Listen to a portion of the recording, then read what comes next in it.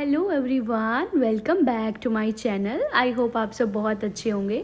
तो आज की वीडियो में आपको बहुत सारा मोटिवेट करने वाली हूँ। बहुत सारी चीज़ें मैंने अपनी ये जो बुक रीड कर रही हूँ इससे मैंने सीखी हैं, तो मैं आपके साथ शेयर करूँगी। और मुझे उससे बहुत ज़्यादा पॉजिटिव फील हुआ और मोटिवेटेड फील हुआ। और मुझे लगा ये बहुत से अच्छे पॉइंट्स हैं जो मैं आपके साथ शेयर करूँ कि आपको भी बहुत सारा मोटिवेशन मिले, आप भी चार्ज अप हो जाओ। और आगे बढ़ने से पहले फटाफट से सब्सक्राइब कर दो जल्दी से। और हमें मोटिवेशन की नीड क्यों पड़ती है, हम क्यों डीमोटिवेट हो जाते हैं, क्यों हम नेगेटिव फील करते हैं, क्यों हमें स्ट्रेस हो जाता है? क्योंकि हम अपनी लाइफ को, अपने आप को दूसरों की लाइफ से कंपेयर करने लग जाते हैं, जो कि विच इज़ वेरी रॉन्ग। क्योंकि देखो, हमें ऐसा लगता है और ऐसा है भी कि हमसे जो कम एज वाले लोग हैं, यंग हैं, वो हमसे ज़्यादा एडवांस है। और जो हम आज अपनी एज में जो अब कर रहे हैं वो हमसे पहले ही कर चुके हैं। हमें ऐसा लगता है कि हम बहुत पीछे चल रहे हैं, पर ऐसा नहीं होता। देखो, हर किसी के अपने सर्कमस्टेंसेस होते हैं। अब ज़्यादा अपॉर्चुनिटीज़ हैं, पहले इतनी नहीं थी, तो उस हिसाब से हम अपने टाइम पे करेक्ट है। ऐसा कुछ नहीं है कि हम बहुत पीछे चल रहे हैं। जब भी जागो तभी सवेरा। तो ऐसा नहीं है कि आप सोचते हो कि यार हमारे से ये नहीं हो रहा, वो हमसे छोटा है, हमसे पहले उसने ये सब कर लिया। अरे ये सब छोड़ दो। किसी से कभी कंपेयर मत करो। सबका अपना अपना टाइम है, सबके अपने अपने अपने अपने हालात हैं। और दूसरी चीज़, क्लीन योर मेंटल विंडो। हमें अपने दिमाग की खिड़की को क्लीन करने की ज़रूरत है। और वो कैसे? देखो, जो जैसे छोटे बच्चे होते हैं वो हमेशा ही आपको खुश नज़र आएंगे, खिलखिलाते हुए, जैसे कोई टेंशन नहीं है, मज़े से रहते हैं। तो जैसे कोई छोटा बच्चा होता है, जब वो चलना सीखता है तो वो कितनी बार गिरता है, फिर उठ जाता है। वो अपने पेरेंट्स की तरफ उंगली नहीं करता कि आपने मुझे कि आपने मेरे को सही से इंस्ट्रक्शंस नहीं दिए या कैसे। वो फिर भी खुश होता रहता है, चलता है, गिरता है, पढ़ता है और फिर कुछ टाइम तक सीख जाता है। ऐसा वो इसलिए कर पाता है क्योंकि उसके दिमाग की खिड़की एकदम क्लीन है और उसका जो एटीट्यूड है अपने लिए वो पॉजिटिव है। दूसरी तरफ हमारी विंडो धूल से जमी हुई है। कैसे? देखो, जैसे हमें अपने पेरेंट्स से, कभी कभी टीचर्स से भी क्रिटिसिज्म मिलता है। कि जब हम कोई डिसीज़न लेते हैं लाइफ में जिसकी पॉसिबिलिटी बहुत कम होती है, तो हमें सुनने को मिलता है कि तुम नहीं कर पाओगे, तुमसे ये नहीं होगा, या तुमने कम अच्छे नंबर लिए, या तुम लेट हो। बहुत सारी चीज़ें सुननी पड़ती हैं, या कभी कभी रिजेक्शन भी मिलता है, डिसअपॉइंटमेंट मिलती है, और हमें फिर खुद के ऊपर डाउट भी हो जाता है। तो ये सारी चीज़ों से हमारी विंडो ख़राब हो चुकी है और इसकी वजह से हमारा जोश कम हो जाता है। हम फिर से हम अपने सपनों को छोड़कर डिप्रेस हो जाते हैं। तो हमें क्या करना है? हमें इन सारी चीज़ों से अफेक्ट होना ही नहीं है। इन सब चीज़ों को अपने ऊपर आने ही नहीं देना, इनको लेट गो करना है और अपनी विंडो को हमें क्लीन करना है, ताकि सफलता की रोशनी हमारी विंडो से हमारे तक आ सके।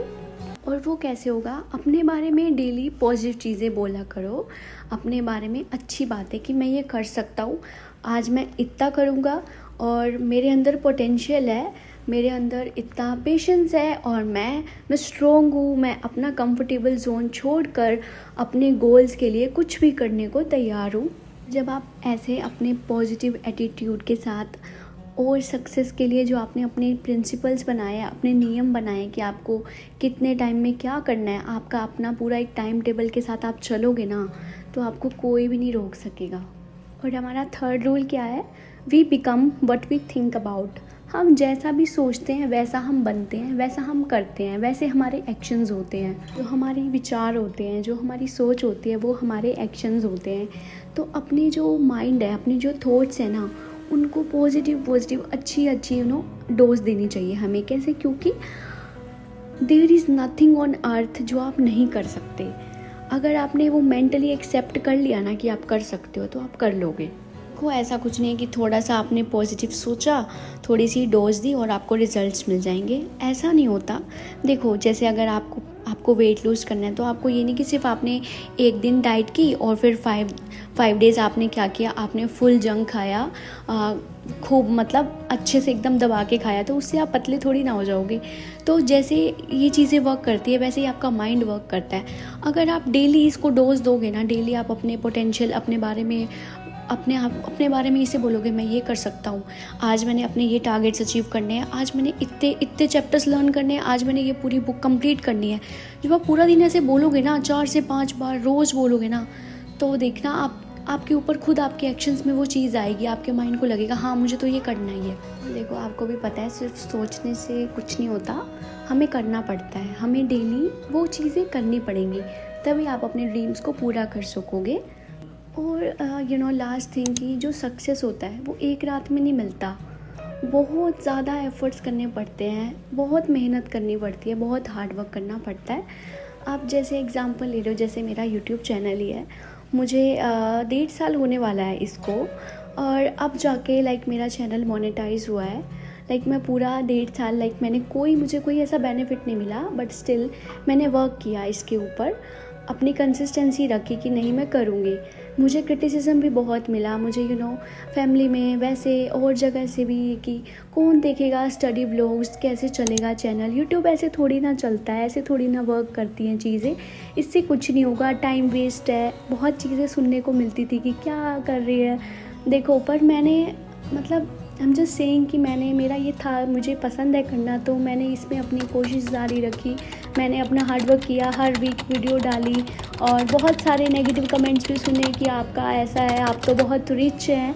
देखो आपने मेरी लाइफ नहीं देखी, सिर्फ आप एक डेस्क से जज नहीं कर सकते कि मेरी लाइफ कैसी है। मैंने आपको दिखाया ही क्या है, आप क्या ही जानते हो, बस एक टेबल वाइट वॉलपेपर लगा लेने से, 4-5 चीज़ें रख लेने से ऐसे हो जाता है कि बहुत रिच है, ऐसा नहीं होता।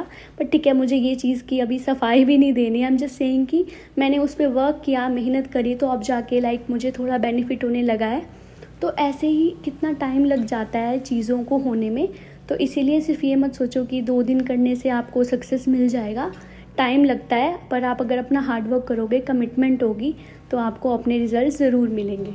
और आई थिंक आज के लिए इतना मोटिवेशन काफ़ी है। और अगर आपको पसंद है कि मैं थोड़ा बहुत जैसे अपनी जो बुक पढ़ती हूँ उसमें से जो भी मुझे चीज़ें अच्छी लगती हैं मैं शेयर करूँ, तो आप मुझे कमेंट्स में बताना, मैं आगे अपनी वीडियोस में ऐसे छोटी छोटी चीज़ें, बातें शेयर किया करूँगी जिससे आपको मोटिवेशन मिले। और हाँ, एक बात तो मैं आपको बताना ही भूल गई, जैसे कि आप सब लोग गवर्नमेंट एग्ज़ाम के लिए प्रिपेयर कर रहे हो, तो उसके लिए सबसे ज़्यादा ज़रूरी चीज़ होती है मॉक टेस्ट। तो प्रेपिन आपके लिए बहुत ही अच्छी अफोर्डेबल डील लेके आया है, जस्ट फॉर ₹199, जो कि कवर करेगा 500+ एग्ज़ाम, जिसमें रेलवे, एसएससी और अदर स्टेट एग्ज़ाम सभी कवर होंगे।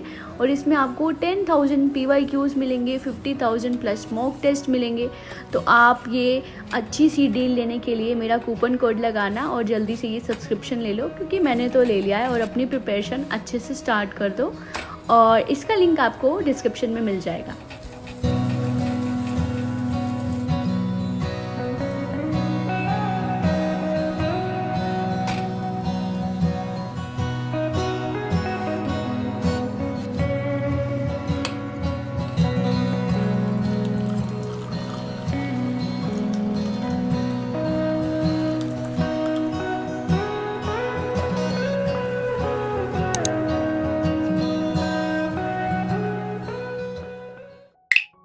तो अब बारी है आपको स्टोरी बताने की कीबोर्ड के बारे में। तो आप कुछ भी ले सकते हैं, चाय कॉफ़ी साथ में, और सुन लें, क्योंकि थोड़ी लंबी चल सकती है ये कहानी। तो क्या हुआ, मुझे कीबोर्ड तो बहुत टाइम से लेना था कि टाइपिंग करनी है, और चीज़ों के लिए भी चाहिए होता है। तो और मुझे था कि आईपैड से कनेक्ट भी हो जाए और अच्छा भी हो। तो मुझे ना ये वाला कीबोर्ड दिखा था, और मुझे ये 1 साल से चाहिए था, पर कहीं मुझे मिल नहीं रहा था, कोई क्लू नहीं था कि कहाँ मिलेगा। ये बस मैंने इंस्टाग्राम पे देखा था। और कि ऐसे होता है कि कोई चीज़ आपको इतनी पसंद होती है, वो आप अपनी लिस्ट में डाल देते हो कि ये चीज़ चाहिए। तो फिर ना मुझे अचानक से इंस्टाग्राम पे इनकी साइट मिल गई, यूनजी कीबोर्ड के नाम से, और वहाँ पे था स्टोर में कि आपके इंडिया में भी आपके शिप हो जाएगा। तो मैं बहुत ज़्यादा खुश हो गई कि ठीक है, मैं ये ले सकती हूँ। और फिर मैंने ऑर्डर भी कर दिया, और मुझे थोड़ा सा डर भी लग रहा था क्योंकि ये चाइना से आ रहा था।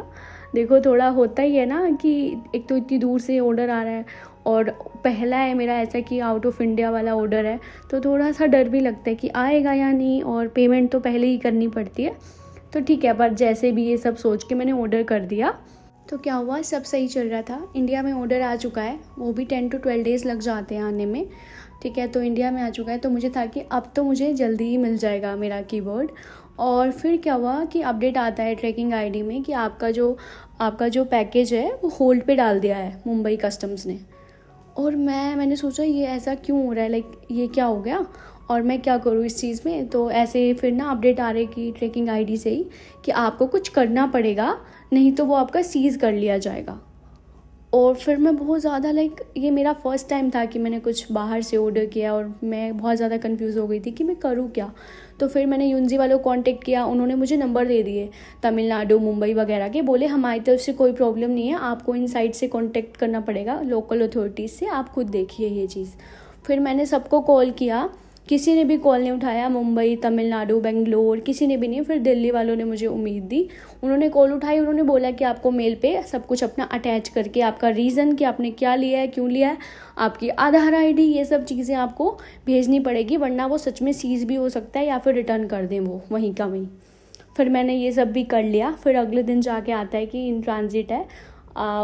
फिर मुझे जान में जान आई और घर वालों के ताने स्टार्ट हो चुके थे कि और ले ले, यही सब तुझे भारत में नहीं मिल रहा था कुछ तो तुझे चाइना से लेना था। ये सब मुझे बहुत ताने पड़ रहे थे कि उन्होंने तो नाम तक बिगाड़ दिया था, यूनजी को शुंजी शुंजी कर रहे थे। तो ऐसे करके फिर वो दिखाया कि इन ट्रांजिट हो गया है। और फिर मुझे था कि चलो अब तो आ रहा है, सब सही चल रहा था। तो फिर मेरी ट्रैकिंग आईडी पे अपडेट आता है कि आउट फॉर डिलीवरी है। और ऐसा वो 2 दिन तक रहता है अपडेट कि आउट फॉर डिलीवरी है। मैं वेट कर रही हूँ कि अब आएगा, ठीक है, पर कुछ भी इन्फॉर्मेशन नहीं है, ना वो पार्सल मेरे पास आता है। और फिर अचानक से रात में अपडेट आता है कि वो डिलीवर हो गया।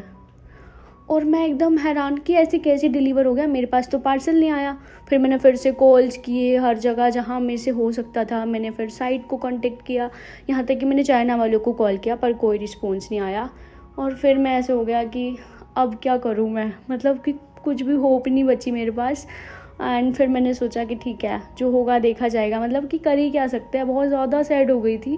फिर मैंने अपनी थोड़ी रात को बुक पढ़ी और थोड़ी प्रे करी कि प्लीज़ सुबह तक कुछ सही हो जाए और मतलब सब चीज़ सही हो जाए। ऐसे करके मैं सो गई। और फिर मैं सो रही थी तो सुबह के 7 बजे और मेरा फ़ोन बजा कि आपका कोई ऑर्डर है। तो मुझे ऐसे लगा कोई होगा ऑर्डर वैसे ही, तो वैसे भी मेरा मूड तो ऑफ था रात से ही। तो फिर वो बोले कि कोई विदेश से आपका ऑर्डर है। और मैं तो ऐसे हो गई, लाइक नींद तो क्या, सब कुछ उड़ गया। मैं एकदम उठ के मैंने कहा क्या, मैंने उसे 2 बार कंफर्म किया कि सच में विदेश से ऑर्डर है। बोले हाँ जी कोई विदेश से ऑर्डर है, तो आप प्लीज़ कॉल उठा लेना। मैंने कहा मैं भैया बाहर ही खड़ी हूँ, आप आ जाओ ऑर्डर लेके। तो फिर ऐसे करके फिर मैंने देखा कि वो सही सलामत, लाइक सब कुछ सही था, डैमेज नहीं था और वर्क भी कर रहा था। फिर मुझे जान में जाना ही। और घर वाले ऐसे कह रहे हाँ ठीक है, वरना पहले तो ऐसे सुना रहे थे फेक साइट पता नहीं क्या क्या करती रहती है। और फिर चुप हो गए कि हाँ अच्छा है। तो ऐसे करके मुझे अपना ये कीबोर्ड मिला, जो कि मैं 1 साल से चाहती थी। कोई बड़ी बात नहीं है वैसे, यहाँ पे मिल नहीं रहा था ऐसा कुछ, बट स्टिल मुझे ऐसे करके मिला। और मैंने सोचा ये भी एक स्टोरी है तो शेयर करनी चाहिए।